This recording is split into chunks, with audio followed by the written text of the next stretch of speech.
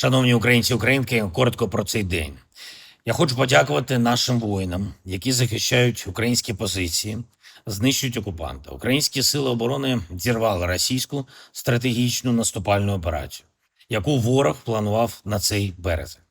І хоча атаки постійні, штурми тривають, але інтенсивність штурмів, масштаб протистояння не той, який був запланований росіянами і був обіцяний їхнім командуванням політичному керівництву Росії. Це важливо, бо наша сила на фронті – це сила абсолютно всіх українських позицій, нашого спілкування зі світом, нашої дипломатії, здатності світу бути з нами, якими б не були виклики. Я вдячний кожному нашому підрозділу на Донецькому напрямку, усім, хто захищає Україну у Харківській області, в прикордонні Сумщини. Важливо Запорізький напрямок.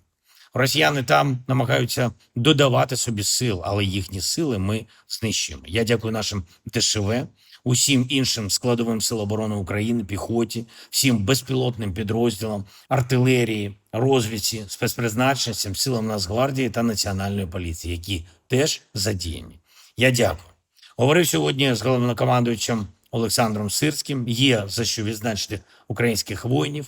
Молодці хлопці. Ми говорили сьогодні з прем'єр-міністром Юлією Свериденко по реалізації планів стійкості для наших регіонів, які були затверджені та мають бути повністю реалізовані. Уряд працює, щоб під це був і повний фінансовий ресурс. І це багато в чому залежить від наших партнерів. Саме тому санкції проти Росії так важливі. Пакети підтримки важливі. І європейські рішення, в тому числі про 90 мільярдів євро підтримки, які були вже ухвалені, мають працювати. Слово Європи має працювати, щоб незалежно від дипломатичної ситуації, будь-яких викликів у світі наші регіони були готові на наступну зиму саме так, як цьому навчила минула зима. При цьому відповідальність обласної влади та кожної громади має бути теж достатньо серйозна. І на рівні уряду ми готові допомагати максимально, щоб люди були захищені. ДСНС України, інші структури на центральному рівні, наші енергетичні компанії мають свою частину відповідальності. Ключова робота на місцях. Важливо, що вдалося реалізувати в цьому році також індексацію пенсій. Це вагомо. Щороку, у час повномасштабної війни, Україна забезпечує соціальні виплати. Зараз ми говорили з прем'єр-міністром про старт нових програм підтримки. Додаткові виплати для пенсіонерів та людей, які потребують соціального захисту, будуть забезпечені в квітні. Саме так, як ми домовлялись з урядом. У частині наших регіонів стартували вже й дорожні ремонти. І я звертаю увагу урядовців та обласної влади, зокрема на стан доріг поблизу фронту та усіх тих громадах, де здійснюється евакуація поранених та наша військова логістика. Оборона держави – перший пріоритет. Росіяни до миру не готуються. Ми повинні забезпечити захист на 100%. І ми це робимо.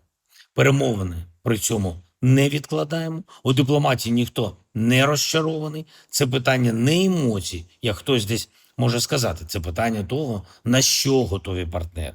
Росія функціонує дуже просто. Якщо вони бояться, вони готові тримати себе в рамках. Якщо тиск на Росію послаблюють, Росія думає, що їй щастить і що вона начебто може воювати далі. Саме тому тиск на агресора – це ключ до миру, до справжньої дипломатії та до справжніх домовленостей.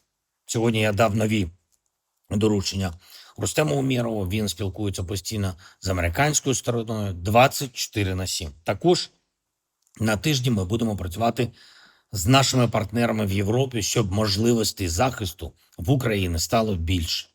Більше, а у партнерів більше готовності підтримувати нас, підтримувати Україну. Я дякую всім, хто нам допомагає. Слава Україні!